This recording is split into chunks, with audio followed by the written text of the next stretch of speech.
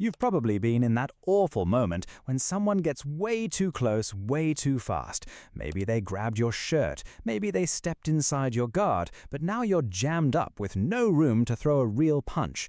Your brain is screaming, "Hit them," but your body feels like it's trapped in a phone booth. So you either try to push them away to create space, which just gives them time to hit you first, or you throw some pathetic arm punch that feels like you're hitting them with a pool noodle. Here's what most people get wrong. They think power comes from winding up like a baseball pitcher. The bigger the backswing, the harder the hit. So when there's no room to wind up, they think there's no power to be made. But that's not how your body actually works. Real power isn't about how far you pull back. It's about how fast you can explode forward in the last 6 inches. Think of it like this. A bullet doesn't need a long runway, it needs a quick explosion. Your punch is the same way. You don't need space, you need speed. The method is simple. Instead of trying to pull back to create room, you compress your body like a spring and then explode outward. Your hips, your core, your shoulder, your arm. That's the chain reaction. And the closer you are, the more important that sequence becomes. First thing, your hips still work even when you can't turn them fully. Most people freeze their hips when they're close because they think you need a full wind-up to generate power. Wrong. You can get a sharp quarter turn or even just a quick drop and snap, and that's enough. If you're jammed up and your shoulders are already facing your target, try this. Drop your back hip slightly like you're sitting into your back leg for just a split second, then snap it forward. Not a big movement, just a quick drop and explosion. That tiny hip movement sends force up through your whole body and into your shoulder. Second thing, your core has to contract like you're about to get punched in the stomach. This isn't a slow squeeze like you're doing sit-ups, it's a sudden, violent brace that happens right at impact.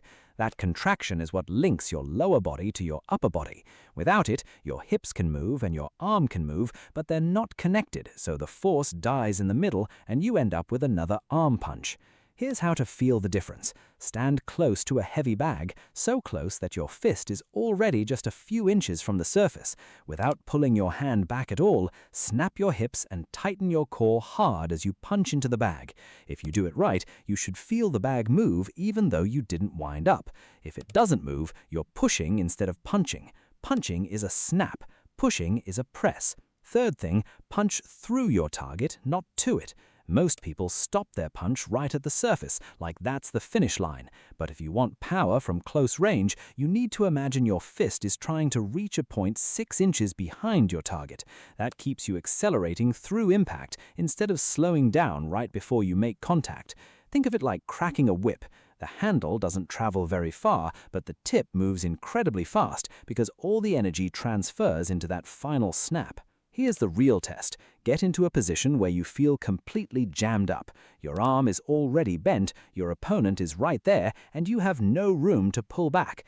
Now drop your hip, brace your core, and punch through.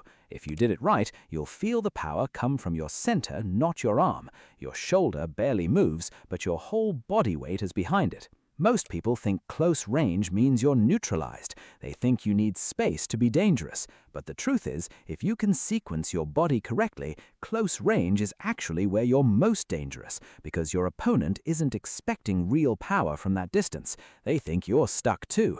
Space was never the issue. Timing was, and timing works at any range.